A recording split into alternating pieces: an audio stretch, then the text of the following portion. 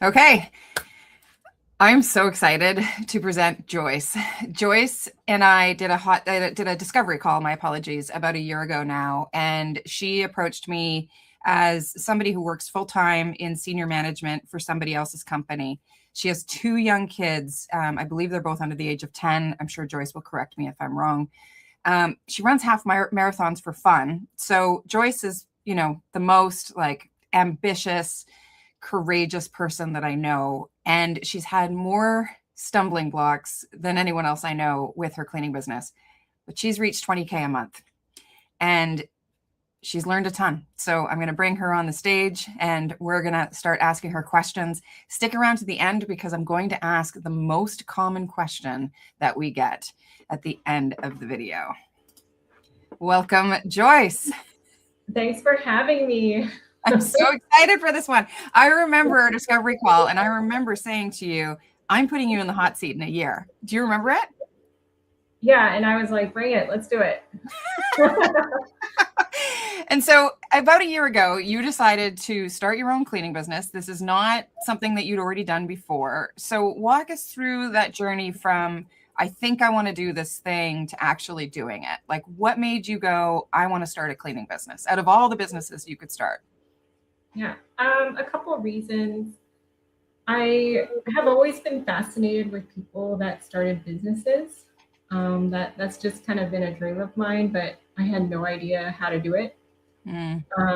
Another was, at one point I was in a time a bit frustrated in my career and was just looking for other options. And, I needed something where I could still be there for my family, keep my job. We have a lot of obligations. There's mortgage, school activities. So what can I do but still start a business? And I stumbled on a Reddit post by Rohan. I read every single step. It seemed to really make sense to me. So that's just how I got started. It just took. So you found this Reddit post and you're like, yeah, I'm gonna start this cleaning business. And then you found us. I'm sure you did like a Google search or something, and you found us on the YouTube channel. Is that right? Or inside the community? Through the community. Okay, cool. Really where I found and kept watching all the videos. Amazing. Okay, so I'll put up the Convert Labs link so people know what we're talking about. So the community is attached to Convert Labs, which is the software that Joyce decided to use to run her cleaning company. So it's her scheduling system, it's her booking system, it's her website. It literally is as close to a business in a box as she could get in terms of running her business, right? And so for you, that made the most sense because it was the least amount of work to get started. So from idea to launch, about how long was that? Okay, so I started the business 3 days after one of my birthdays. And I just kind of thought, should I wait until the kids got out of the house 10 years from now to start a business? And I knew I would not care. I would not have energy. So I wanted it now while I was motivated. So I set it up, and within 2 weeks, I think I binge watched all the videos and would listen to them while I was walking the neighborhood. So after I set it up, 2 weeks later, I had my first Stripe charge. Oh my gosh. So where did that client come from? I started with Thumbtack, and I didn't know what I was doing. It was almost a 4,000 square foot home, 4-bathroom, one-time deep cleaning. I quoted 200, but I was really excited. Your cleaner was not. And I had no cleaner. I had to find a cleaner to do that job.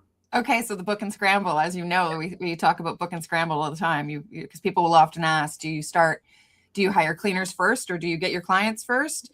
Like which, and it's like chicken or egg. Either way, you're going to book and scramble when you're first starting. And then eventually you have a cleaner. There's less scramble and lots of feedback from that cleaner. So how did that cleaner, did they give you feedback and say like, whoa, this was way too low of a charge? And you went, oops. No, they took it. They were like, okay, 190 is the pay. So I made no money on it, and it was an hour away. did everything wrong. But I still have that cleaner with me. She referred her sister to clean with me. So Amazing. it's all fixed now. But Yeah. I still remember she booked 3 more times, and I read an email saying your new price is much, much higher, and she hasn't booked since. And she hasn't booked since. That client. Fair.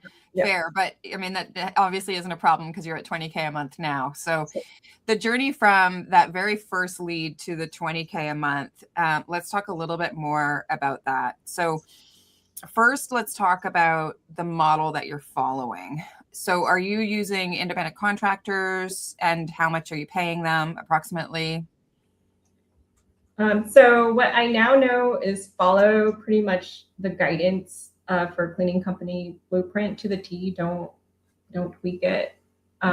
So they get 60%, and I keep 40% for advertising, overhead, subscriptions, taxes. Yep. That's the model.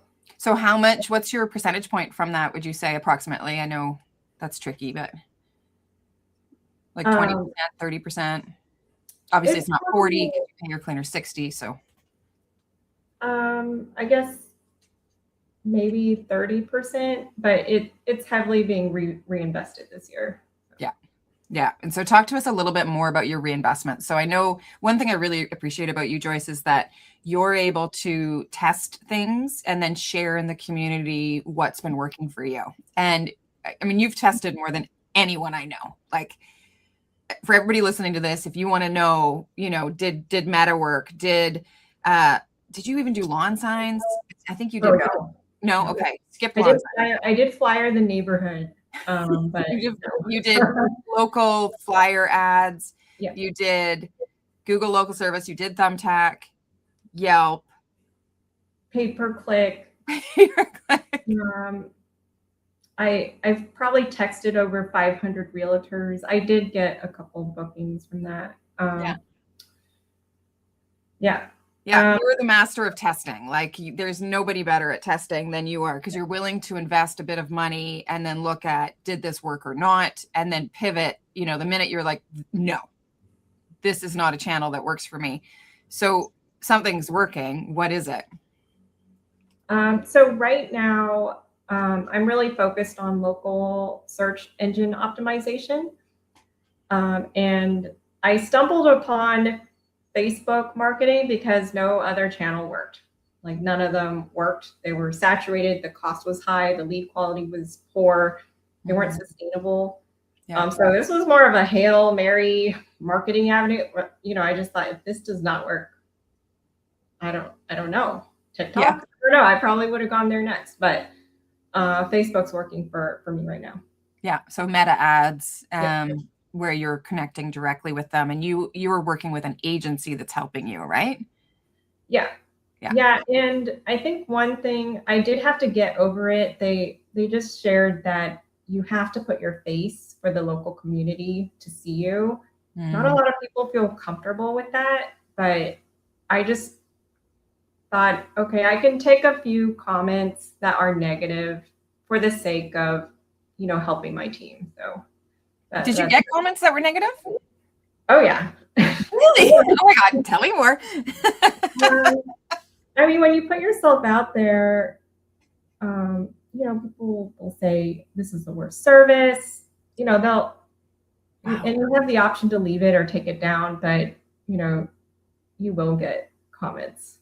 I mean, if you're not, if you're not getting negative, reviews or feedback, then you just haven't grown enough. It'll come. That's fair.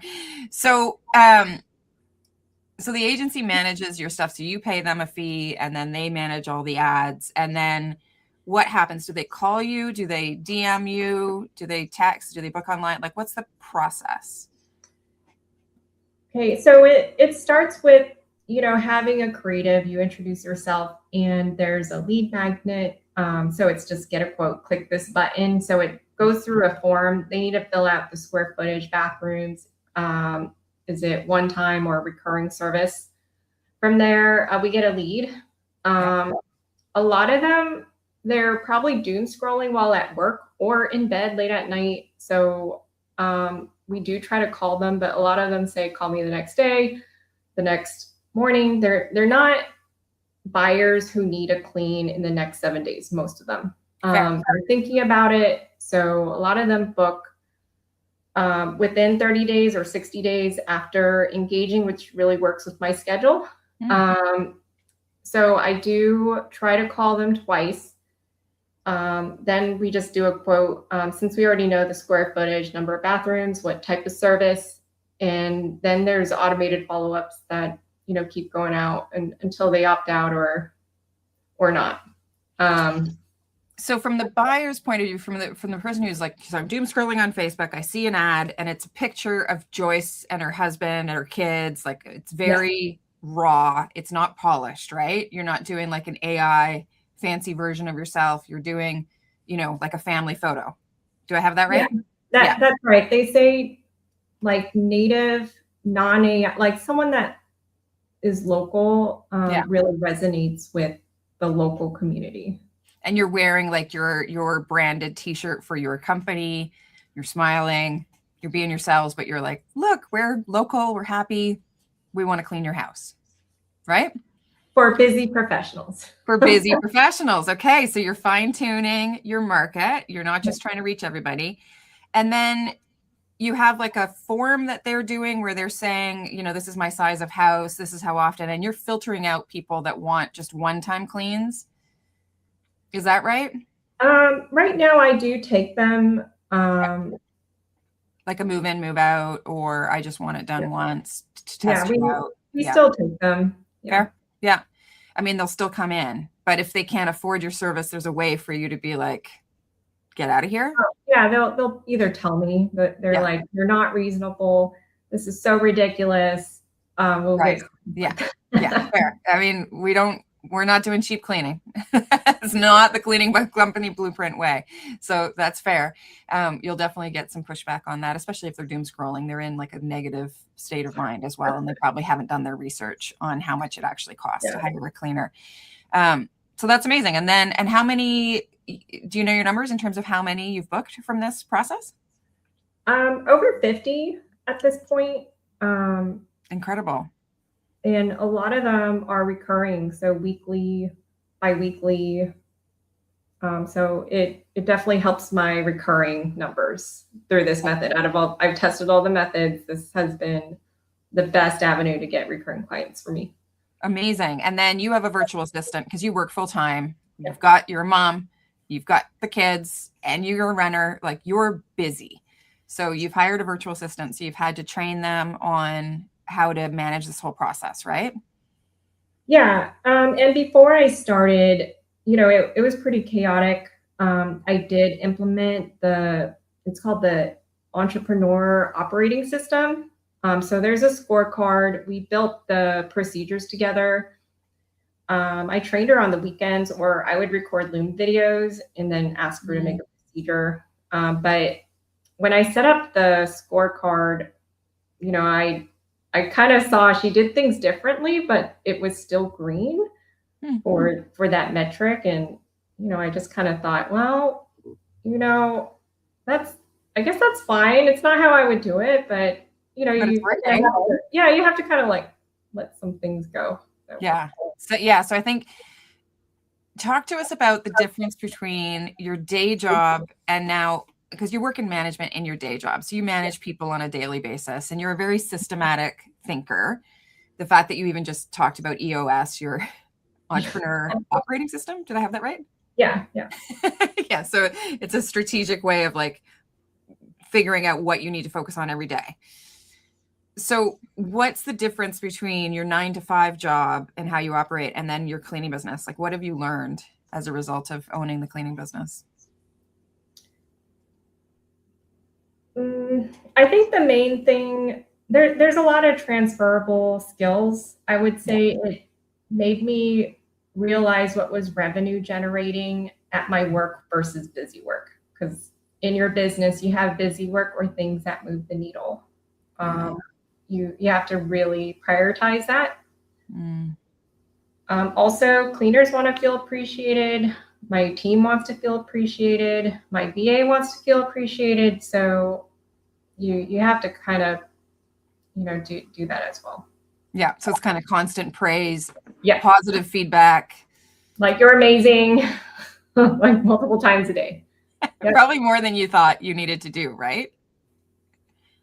Yeah, I guess. But yeah, I want to keep everyone happy. That's fair. That's fair. And then, so let's talk about things that have gone wrong. I think I said this before.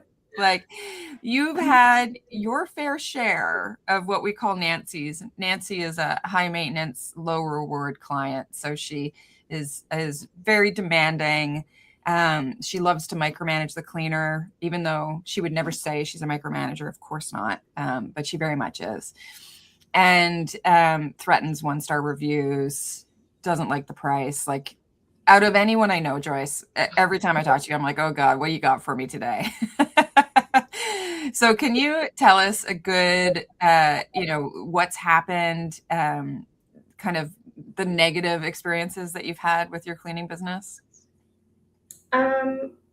There's a couple. I think the worst one I felt terrible about, it was a house with no air conditioning, and they texted me there was roaches and rat poop in the drawers. And when the cleaner came there, she was cussed out. I just felt bad. Wow. That was one, She was cussed out. What does that mean? So like the client was like telling her, why are you not cleaning? Like, I paid, she walked that job, but it was just a terrible job, like a biohazard and not safe. We don't clean feces. And I mean, if you want to know why, watch the news right now with the cruise ship that's stuck in the Atlantic Ocean. Yeah. It's an easy explanation. I've had to explain it so many times. We do not clean feces, urine, or blood, whether human or animal, because it's a biohazard and it's a health hazard for the cleaners. And I think where I'm kicking myself is there's at least 2 cases. And I literally told the community, I told my husband, I wrote out, I have a bad feeling about this person. Oh. But I'm a people pleaser, and I think, this time I might be able to win them over and make them happy. And I lose money on that deal or get a bad review. And I know you have a rule. It's, did they ask more than 3 questions? And they broke those rules. So I now have a rule, and I ask everybody to check me. If they ask more than 3 questions, we just say we're not a good fit. I love that. We're not a good fit. I love that. And that rule came from the community, came from Kevin, who started the software, started Convert Labs. So kudos to Kevin for defining it. I would have come up with like a much more complicated explanation as to why someone's not the right fit. But really, if they ask more than 3 questions, and it is already on your website, it's a very clean website. It's got very clean, frequently asked questions. And our ideal clients look at the website. So that's first. So they don't need to ask a million questions. But secondly, they're not fussy. And fussy folks ask more than 3 questions. So it's an easy way to define, like, you're going to get a Nancy if you have more than 3 questions. You also had a police incident recently. So can you tell us a little bit more about what happened with getting the police involved? This is kind of everybody's worst nightmare. So that's why I want to put it out there so people know, like, yes, this does happen. However, it's not the end of the world. I mean, I just said we'll fully cooperate. I talked to my team. They speak Spanish, and I said, have you seen, mucho dinero? And they're like, no. And we don't even remember that job. It was from 3 months ago. And I just said, okay, we'll just fully cooperate. So for context for the viewer, Joyce's cleaners were accused of stealing $5,000 from their bedside table in cash, and they reported it 3 months later. Do I have that right? No, they reported it within a week. Okay. I guess the police department reached out. Okay. I haven't heard back from them. I don't know what else they want from me, but. Yeah, and you just gave the contact details of your cleaners, and you said, yeah, no problem. We did this job on this day. They're claiming this. Yeah. I don't know. we'll see. That team cleans my house, so, and I trust them. So I don't know. We'll see what happens. Yeah. I mean, it's pretty hard to, yeah, but that does happen. And I know emotionally, like, how did you feel that day that you got that call? Terrible. Yeah. Were you like, I'm going to quit? I'm done. Oh no. Okay. I had a feeling I'm not the only one. I think the hotel industry or cruise industry, people misplace Apple Watches, earpods, heirlooms. Often our cleaners just organize it. It's part of their job to do light organization. So it's just, it usually turns up later. But Yeah. I didn't see any warning signs for this couple, but you never know. So you never know. And as many, you could like analyze every single thing, and sometimes bad things happened, like it's not your fault. It's not the cleaner's fault. It's probably the client's, but I mean, we don't know, maybe they did, like, you don't know. That's what the police's job is. So yeah, bad things happen, but you keep going. Yeah. And that's the thing with you that I love working with you, Joyce, because I know, like, out of anybody, she's going to have another story. We know Ash and Adam, who I've done a hot seat with, they shared a really great story of a client that accused them of stealing a cat. We laugh about it now, and the cat was hiding under the couch because, didn't want the cleaners to bother them. They found their cat, crisis averted, and I'm sure Adam and Ash used the same line of, we'll cooperate with the police. But that's amazing. And then, so in terms of lessons, like, you've learned so much so fast. What do you think is, maybe the most expensive mistake that you've made so far? And what would you do differently starting over if you had to start over tomorrow? My most $10,000 expensive mistake is probably direct mail. Don't do it. Yeah. Did it really cost $10,000? No. Well, I used 2 campaigns over 2 years for one and 6 months for another. So direct mail. And then how many clients did you get out of that? Gosh, less than 10. Okay, so don't do direct mail. Yeah, or like vouchers, like Valpak, or don't do any of that. Valpak, wow, that's still a thing, hey? Where it's like little coupons in the Valpak. I mean, I did get one recurring off of it bi-weekly, but maybe if they stay with me 10 years, I'll recoup that. Okay, so direct mail, definitely not for the win, but meta ads definitely for the win for you right now. And then let's talk a little bit about Google Local Services, because I know you tested that. What was your experience with Google Local Services?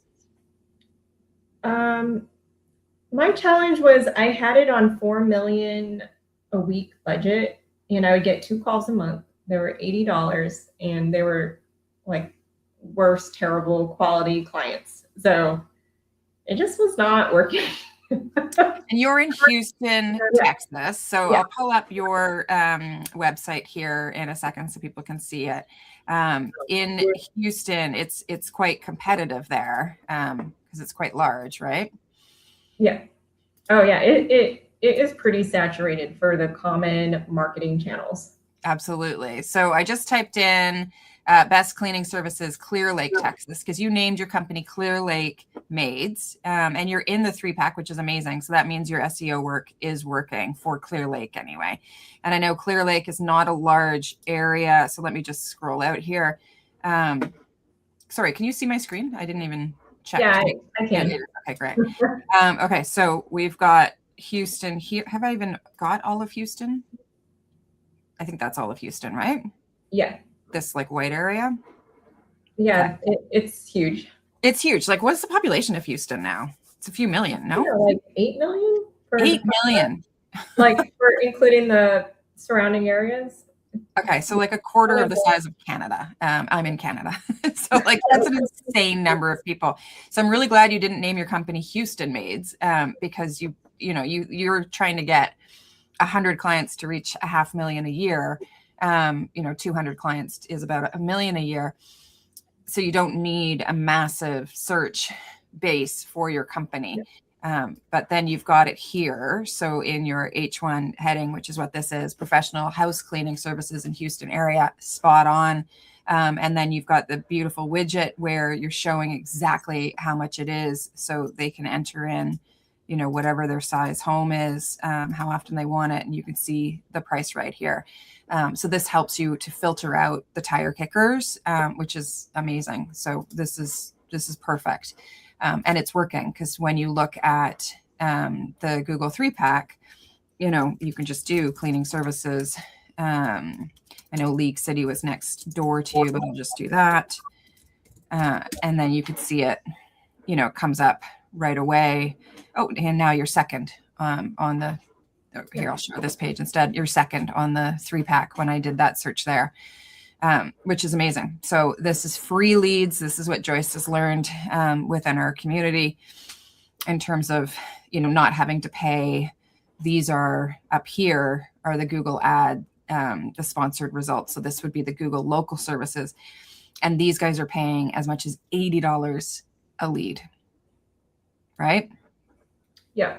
It's just insanity. But you've done all the right work to do the SEO stuff here. And then I bet you come up here on the Clear Lake. And I did a search the other day for fun, and I wanted to see what AI mode said. So let's do this live. Let's see. Yay. Oh my gosh. Amazing. And our ideal target audience, they use AI all the time. You know, they're busy professionals. Of course, in the last year, they've started embracing AI tools for search. So the fact that you come up second, specifically noted for their pet-friendly approach, light organization, and laundry assistance. Love it. Love it. So great. I didn't know I did laundry, but okay. Yeah, apparently you do. Load. And light organizing.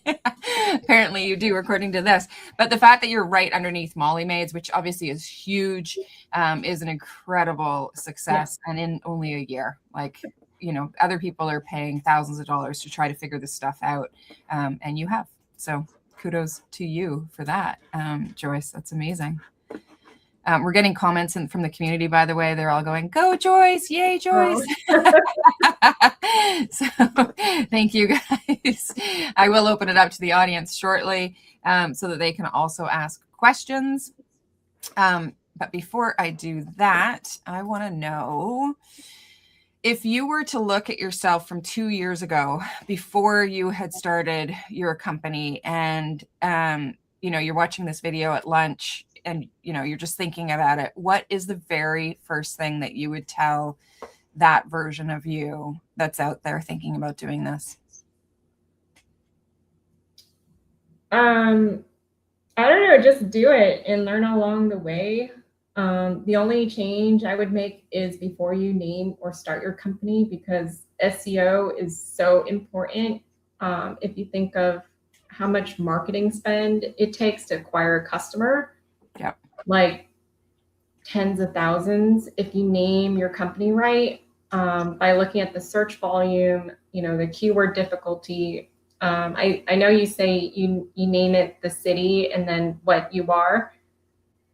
I would have done a little bit more research, but I didn't know. Yeah, you don't know what you don't know. And I will say, Clear Lake, it is smaller, and League City's right beside Joyce. So what she's referencing right now is that if she had named it League City Clean, she would get more leads easier. Yeah. However, both of those names are 10 times better than the majority of cleaning company names that are out there. Yeah. Okay. So most of them will be like Sparkle Cleaning Solutions or Kaleidoscope Clean, or, you know, and it's just like that. Yeah. Google and AI is handing us money on a silver platter if we simply name what people are searching for, which is the words cleaning and then the location. So name your company that. That's why I say don't name it Houston Cleaning, because Houston's too big. You don't want that many clients looking for you, and it'll be way too expensive because you're competing with a much larger pool. Whereas if you name it something like, we have Dana in our community, she's got Hudson Yards Cleaning, New York City. And she's already getting organic leads within 2 weeks of launching, which is insanity. Like free organic leads because they type in Hudson Yards Cleaning. It's like, it's so obvious. But she was going to start hers with, it was going to be a paro cleaning, which meant something to her, but didn't mean anything to the person typing in. They're hanging out in Hudson Yards in New York. Then they're typing in, I'm looking for cleaning services. Right. So yeah, but you could always start another company if you want. What's next? Are you going to? I don't know. I'm just kind of exploring. The business kind of runs itself. I feel like if I turned on ad spend, I would just set it on fire with terrible client. I just like it to grow and get more recurring. We, execute each one flawlessly, get a 5-star review. I just want to do that over and over again. Yep. I plan to expand to one city over, maybe in a year or two by opening another Google location. Really just put more structure, maybe stop working weekends, just learn as much as I can about AI. I don't know. We'll see. I love that Dana's here, and we just talked about her company. So there you go. There's Hudson Yards Clean. So awesome. Okay, so the question that we get all the time is walk me through what a typical day is like for you. So you're working, I'm assuming 9 to 5. You work from home or do you go to an office? Okay, so I do have to go in the office 2 days a week. My commute is at least an hour each way. Ooh. So during the week, I usually check in the mornings for any late cancels or someone called in sick. That happens a couple times a week. My assistant starts 8:30. Okay. So if it can wait, I just have her handle it. She can get a hold of me on WhatsApp, but she just asks me if there's unusual situations. I always ask her to decide first and then run it by me. That's good. I want her to try and solve it first. But yeah, she handles everything from leads to rescheduling, onboard to payroll. Wow, she's even doing your payroll. That's cool. Yeah, wow. Payroll. And in my commutes, when I first started, I would just voice to text on WhatsApp. She'd ask me a question and I'll just answer like during my commute, like just to be available to train her. That's smart. But it worked. I miss her on weekends. I miss her when it's 6 o'clock and I get a complaint. So. And you're like, oh no, I have to deal with this. Yeah. I miss her dearly. So you go to the office, you're there from 9 to 5, you're checking your phone at like lunch breaks or, behind the scenes, you go to the bathroom, you see your phone, your WhatsApp, if there's an emergency. And really there's no such thing as a cleaning emergency, but in Joyce's world, she does have a lot of the crazy folks. So she has her fair share of like having to deal with customer relationship stuff. And then you come home 6-ish, dinner with the family. And then it's kids activities like all day long. So I'm at the baseball field or tennis or scouts or something. But you still have your phone on you. So you're able to jump into, a conversation or fix any issues. And then what are you doing on the weekends? So you're still working on the weekends, but what are you actually doing? So I got into sourdough. As you know, I was training for a half marathon and I like to run. I go to the gym. Yeah. I love that you got into sourdough too. Like, of course you did. Of course. I don't know.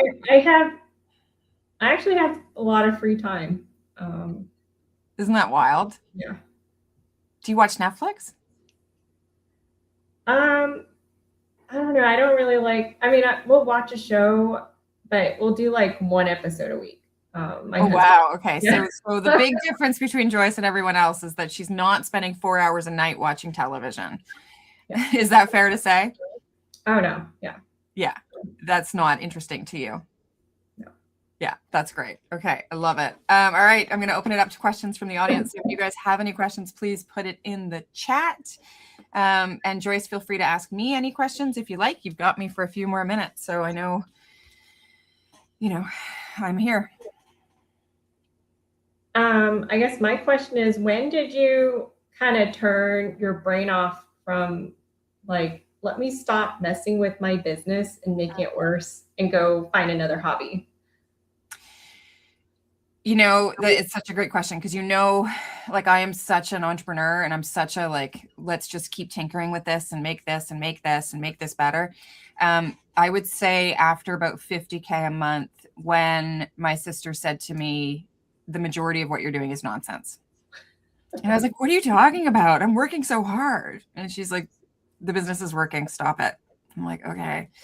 I still do it occasionally. I'll come up with some like genius idea and then, I'll waste a whole day doing something that's like nonsense. And then after the whole day is done, I'm like, what did I do today?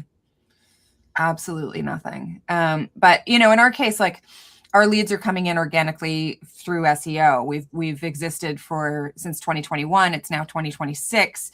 We have over 300 5-star reviews. We are in a small city. We're not competing with lots of other people, right? So it's just a lot easier for us now. And I also think, and you mentioned it earlier, that it's impacting your day job now and how you work in your day job, because we learn how to work so much more efficiently here in this space and then can apply it to other jobs. Yeah. And let's talk about customer service. So I don't know, this may be something I need to go unpack with somebody else more qualified, but when I handle conflict, I just shut down, avoid, but this forces you to deal with someone that is pissed. They're yelling at you.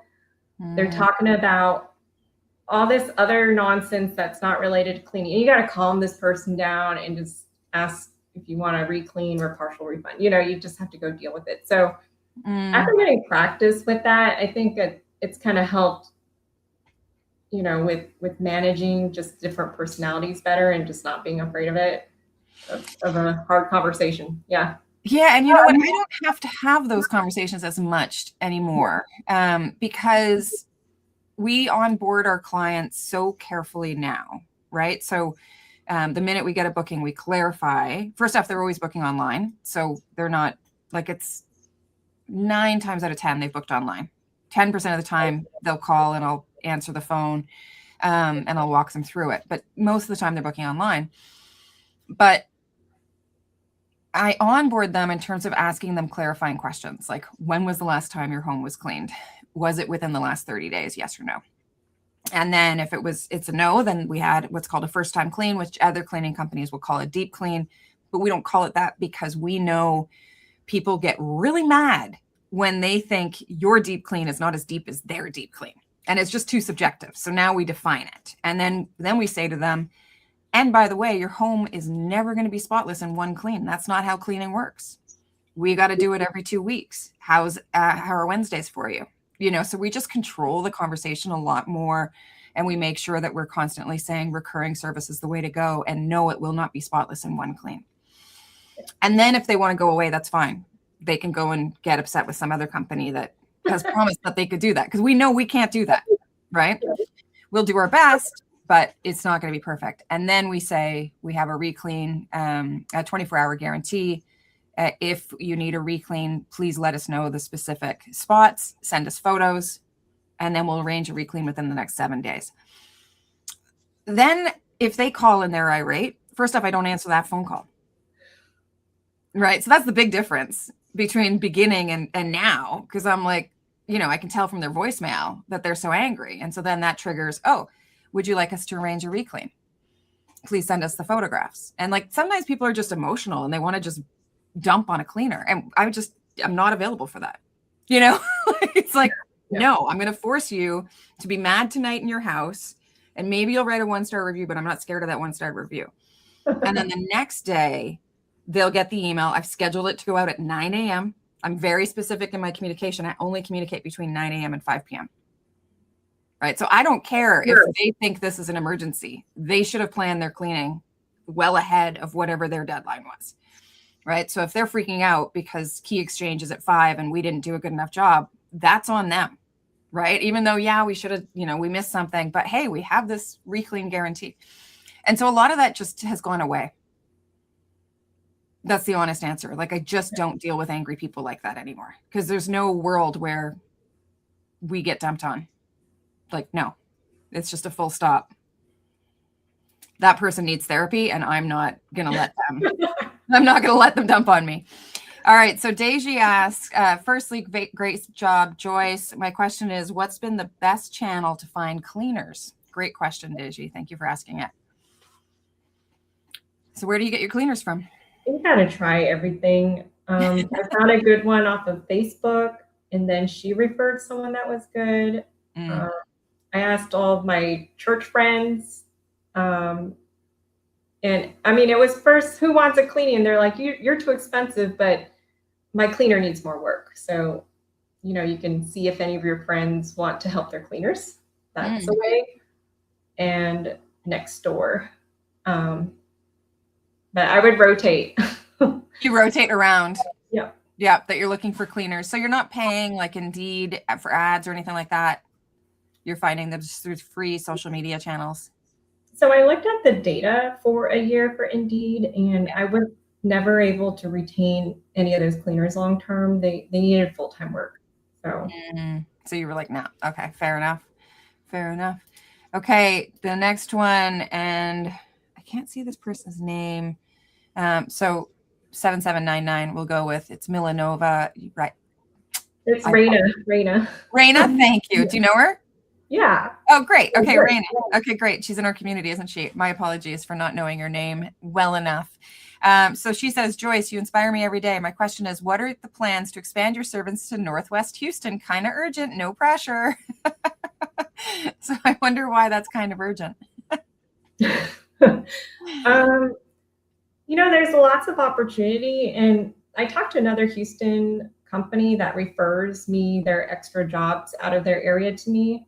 Nice. But she said she has 60 cleaners, a co-owner, a sales team, and they're all over Houston. And it just seemed like a lot of work. Wow. I just feel like if I'm just in my little area with 150 recurrings, I feel like it's just an easier, less stress life. So I don't know. I don't know about Houston rapid expansion. Because you like the low stress. Yeah. High reward. Yeah, I'm with you on that. I did an interview. It's going to be published soon, I think, in the next few weeks on somebody else's channel about cleaning. And they are doing 1.6 million in revenue, and we're doing 800,000 in revenue. And so we dove deep into our numbers, and because that sounds like he's doing double what we're doing, right? But then I asked more questions, and his profit margins are 17% and ours are 28%. So when I run the math, he made 40 grand more than us last year in profit. He has an operations manager, multiple VAs. He's tried to sell the business 12 times in 3 months. He's burnt out. He's so done with it. And I'm like, to me, it's so clear what you've done wrong. Do you want me to tell you?